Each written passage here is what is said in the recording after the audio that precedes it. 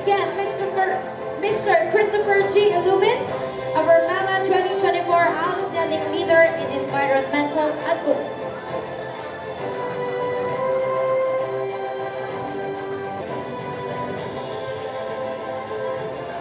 May we hear some speech from you, sir?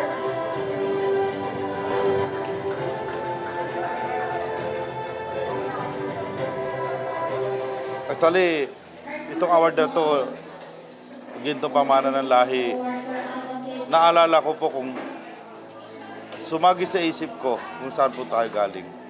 Anong lahi, anong lipi, anong angkan. So, meron ho tayong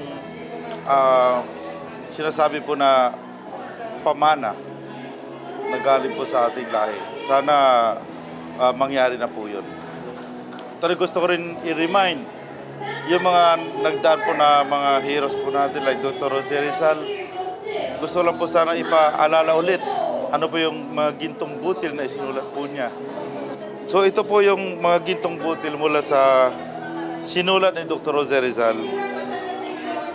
Huwag mong sikaping ang pinakamabuti ang mapasa iyo. Sikapin mong gumawa ng pinakamabuti para sa iba. Ang kumuha ng hindi mo pag-aari ay laging masama o kasalanan. Purihin ang mabuting gawa at punahin ang hindi mo gusto. Mag-iingat na huwag magdaragdag o magsinungaling o gumaya doon sa gumagamit ng di dapat pamamaraan at mababang uri at walang kapuluang pangusap upang makamta rin ang nais at ang kasabihan na ang hindi marunong lumingon sa pinanggalingan hindi makakarating sa paroroonan.